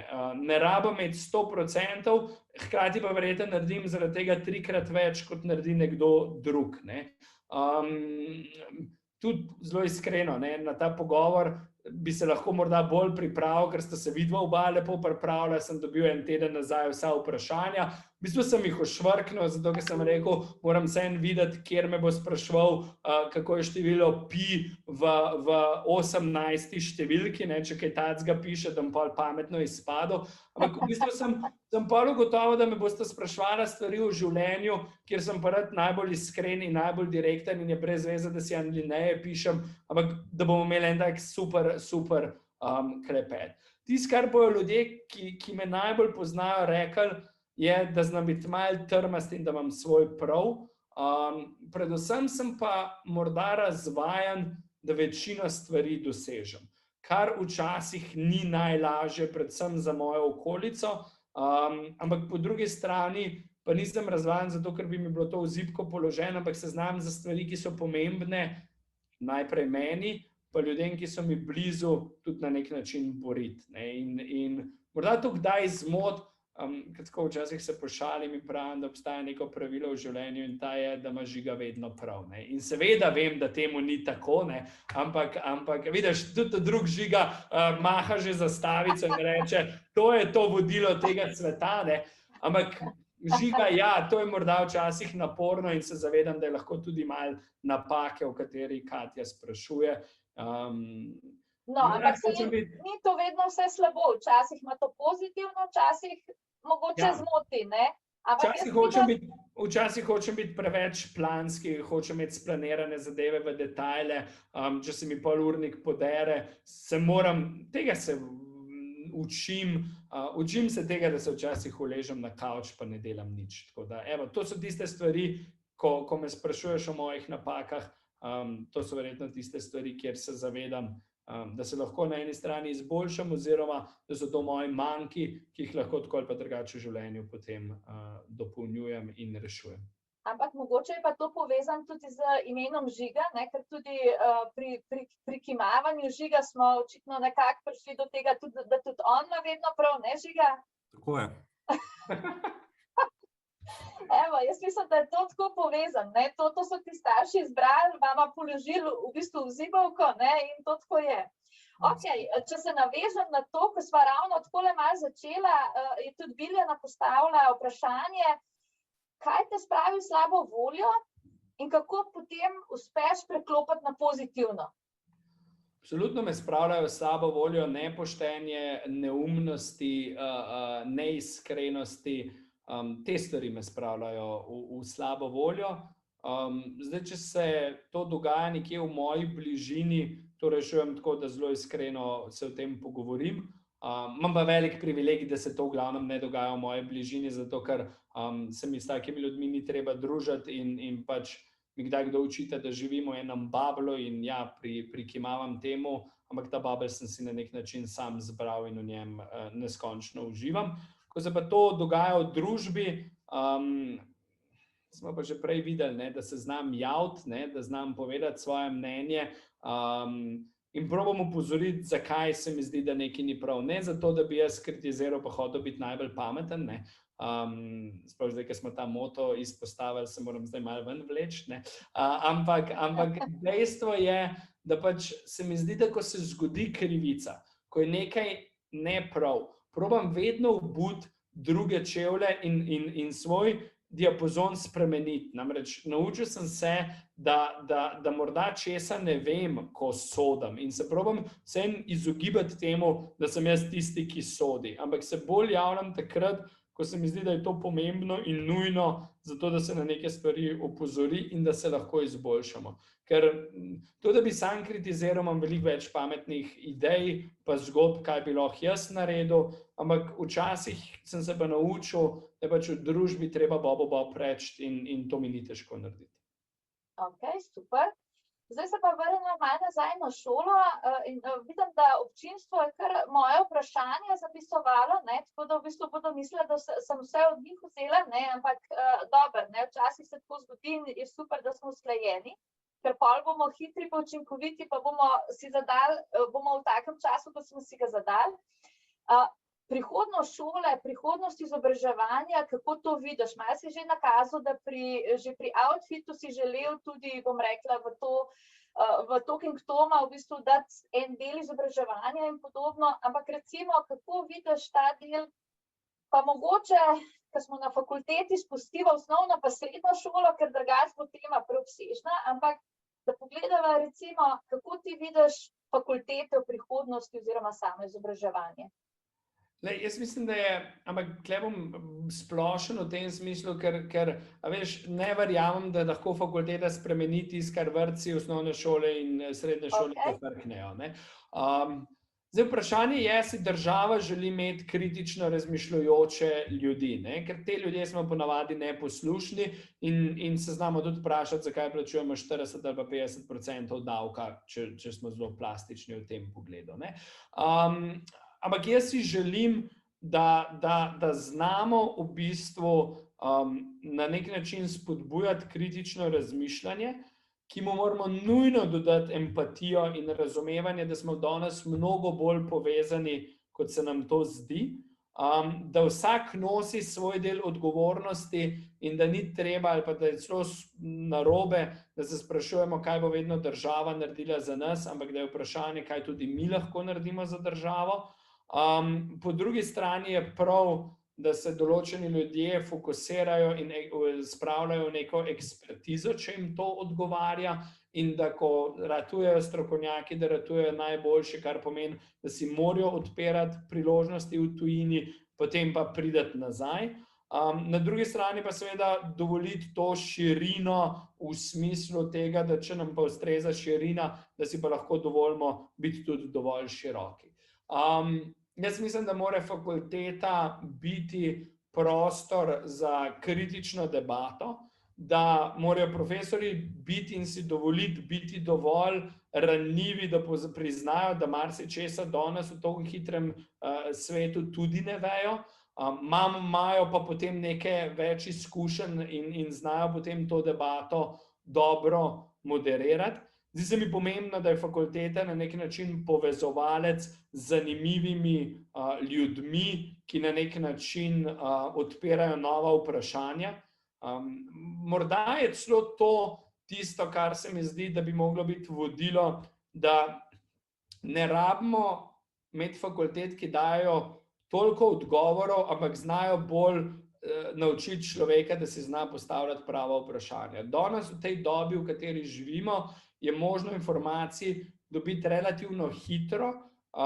Seveda se moramo pa mogli vprašati, in to je verjetno tudi že neka dolžnost osnovne srednje šole, da bomo znali te informacije pravilno, strukturirano, kritično pogledati in si odgovoriti, kaj so na nek način pravi viri, kaj so dobri viri, na koga in na kaj se lahko zanesemo. Super, hvala. V svojem tem času si napisal tudi knjigo oziroma večnik, ne? Kako si se odločil za nekaj takega? Pa lej, veš, to je bila tako zelo mladostna zgodba, to je knjiga, ki se imenuje Moja srečna knjiga, pa je imela pa več izvedb, ker je bila moja srečna žepna knjiga, ker je bila ta prva osnovna prevelika, pa je bila knjiga mojega življenja, kjer spodbujam starejše, da oni pišejo knjiga, ker se mi zdi, da je najhuj, da za starejšimi ne ostane vsa ta modrost, ki jo imajo. So pa to od stvari, kjer morda nisem posvečal toliko fokusa in časa in premalo to ljudi pozna, ampak zdaj se mi je prav, da neke stvari pustim. Jaz sem se vedno spraševal, kako malo organizirati svoje življenje in na ta način sem v bistvu potem prišel do kup listkov, do kup stvari, ki sem jih potem postavil v neke vrste sistem. Tako da to je bila zgodba te knjige. Zaenkrat je ta doktorat, tukaj, da boste videli, da je to resno delo, so te kupi ob meni, in zato se ne spravim k pisanju drugih knjig. Mi imamo eno blazno lepo, tako prijateljsko zgodbo, več parov nas je, ko 4-krat, 5-krat na leto kuha skupaj. Imamo eno temo, naredimo v bistvu žrebanje hodov in potem skuhamo te zadeve in recimo te prijatelji pravijo, to bi moglo biti v knjigi in se strinjam. In naša zgodba in ta ideja kuhanja s prijatelji in kup receptov, ki je nastali in to. Tako da idej za knjig absolutno ne zmanjka, zmanjkuje pa včasih malo časa. Tako da pride, morda je treba knjige pisati v drugi polovici življenja, ko ugotoviš, da pride modrost. Namreč tisto, kar danes vem, pa je zanimivo, ko me kdaj kdo vpraša, Žiga, kaj se je zgodila razlika med Žigatom, ko je bil star 20 let in Žigatom danes. Žiga pred 20 je mislil, da res ve vse. Žiga danes ve, kako malo v bistvu resnično ve. Tako da se mi zdi, da to pride potem s kakšnim sivim lasom potem v življenju. No, pa naslednje vprašanje. Če bi imel čudežni telefon in bi Žigata nazaj pri 18 letih poklical, kaj bi mu svetoval? Kaj bi naredil drugače? Absolutno, da ne se nauči kitajsko, ker če bi danes znal tekoče kitajsko, bi bil še bolj cenjen v teh krogih in na drugi strani bi se verjetno naučil kodati, ker ti da neko znanje. To ne pomeni, da bi bil jaz programer, ampak dejstvo je, da bi mi dal še eno širino in razumevanje sveta. Morda bi še malo več potoval, čeprav sem že veliko tudi takrat potoval. Ne vem pa, če bi si dovolil biti bolj drzen, ker to sem pa vedno bil, se mi zdi, da dovolj in sem včasih hodil malo tudi že po robu. No in evo, zdaj, če smo šli v preteklost, pa pa še v prihodnost. Kje pa se vidiš čez 10 let? To pa mislim, da niti najboljša ciganka ne vidi v kofetu, ko pogleda noter v kofe ali pa v tisto krogo. Politika? Politika, ja, v politiki me vidi veliko ljudi. Jaz pa mislim, da sem rado dovolj pameten, da se ne vidim sam tam.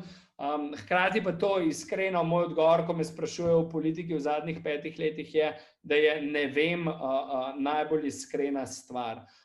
Če bi prišla neka odgovornost in neka priložnost, kjer bi lahko videl, da lahko ustvarjam dodano vrednost, verjetno tej priložnosti ali pa tudi odgovornosti ne bi rekel ne.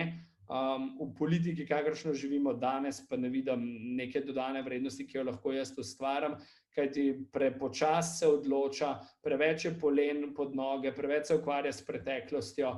Tako da, ne vem, čez 10 let, kje se bom videl, naučil me pa Outfit 7, da je sicer fino planirati, da je fino si postavljati cilje, ampak da na drugi strani je pomembno v življenju imeti v bistvu odprto glavo in si dovoliti, da priložnosti, ki potrkajo na ponavadi mala vrata, jim lahko damo nek attention in z njimi naredimo neko zadevo. Tako da ostajam odprt za stvari, za ideje, predloge, hkrati jih imam pa na zalogi tudi jaz, ker sam kar nekaj, tako da bomo videli.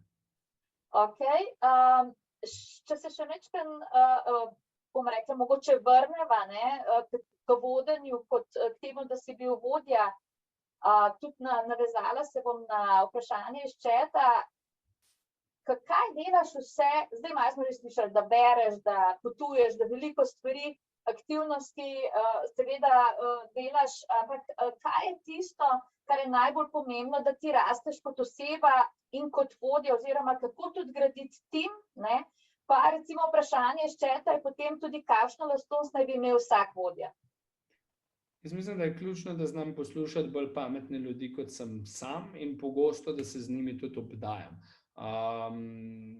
Mene ni nikoli strah priznati ljudem, da so boljši od mene v nekih stvareh, ker če niso boljši, pa je vprašanje, zakaj bi v bistvu sploh na nek način sodelovali.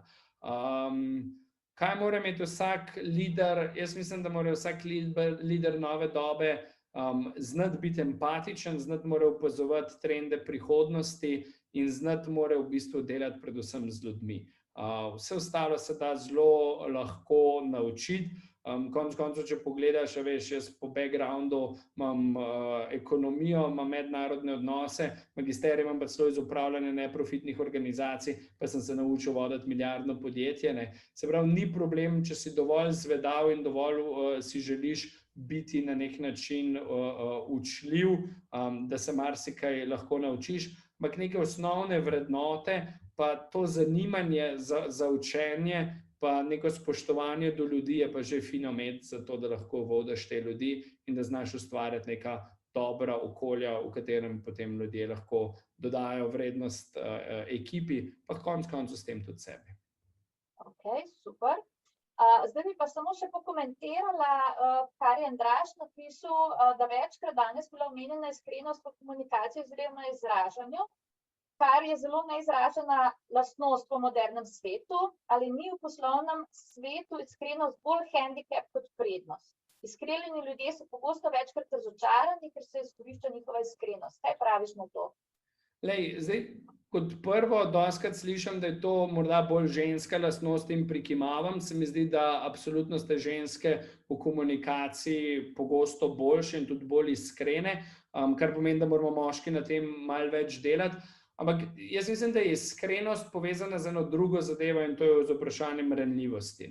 Ali si dovolimo, ko smo iskreni, biti tudi ranljivi, in če je odgovor da, potem je to lažje. Meni ni težko povedati ljudem, ki jih imam rad, da jih imam rad, da mi osrečujejo življenje, hkrati mi ni težko povedati, kot ste danes videli, da me neke stvari v družbi motijo, da se mi zdi, da nekdo, ki naredi stvari, ki niso dobrobit družbe, naredi veliko napako.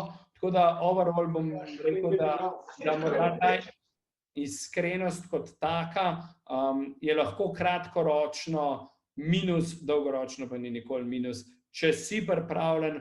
In tu je recimo Brené Brown je izjemna, njen talk about vulnerability je ena izmed ključnih zadev, morda tudi psihoterapije. Dovolj si moraš biti ranljiv, znati moraš povedati, da nisi popoln, da čeprav ima Žiga vedno prav, se Žiga zaveda, da nima vedno prav in da na nek način si dovoli slišati, ko mu nekdo hoče v dobrobit nekaj povedati, ga hoče spremeniti, na koncu pa itak ugotoviš, da spremeniš lahko sam sebe, ampak to lahko delaš na način, če si dovolj odprt, če znaš ego dati v žep, če znaš biti iskren in če si dovoliš v bistvu na ta način živeti. Super, jaz mislim, da je to zelo lepa popotnica za ob koncu mojih vprašanj, Žiga, hvala lepa. Petra, obračam se nate, je mogoče še kako vprašanje, ki ga mogoče iz četa nisem uspela vprašati, da Žigu še to ob koncu postaviš? Ne, smo kar pokrili vsa vprašanja, tako da jaz bi se zahvalila Žiga za res izčrpne odgovore in publiki za vsa postavljena vprašanja. Tako da Katja in Žiga tudi vama za res odlična vprašanja. Tako da Katja, predlagam, da gremo kar na zaključne misli, pa potem pospremimo to do konca. Super. Nič, vse dobre stvari se končajo, tako se je tudi končal naš že 3. GeaTalk Talk. Čez pogovor smo spoznali, kaj je pomembno v življenju in Žiga, ti si nas navdihnil za svojo zavzetostjo in strastjo. Res najlepša in iskrena hvala za tvojo udeležbo na našem dogodku. Upam, da je naša publika vse to začutila, kar smo tudi mi v pogovoru s tabo. Seveda hvala tudi publiki, ki se nam je danes pridružila. To je bil današnji GeaTalk Talk. Vabimo pa vas že naslednjega, ki bo jesen. Lep večer želim vsem. Hvala. Hvala. Hvala, bodite lepo. Natalijo je sicer zanimalo, še multitaskam in vmes tudi preberem chat, vi pa pazljivo opazite moj čas, ne? Ampak jaz sem vedno za vse ljudi dosegljiv, najlažje to na mailu ziga.vavpoti@gmail.com. Včasih se ne javim zelo hitro, vedno se javim. Imam preveč ljudi, ki bi se z mano radi na kavi dobili, to moram priznati, ampak če pa lahko kdaj pomagam s kakšnim nasvetom, pa vedno lahko mi pišejo ljudje in rade volje se odzovem. Tako da, evo, hvala tudi vam za povabilo, tako kot ste me vi povabili in sem se z veseljem odzval. Probam vedno tudi s tem prispevati en tak dobrobit k temu, da bomo imeli lepši in boljši jutri. Uživajte, lepo se imejte vsi skupaj in smo na vezi. Hvala. Hvala, Žuga. Hvala. Čau, čau.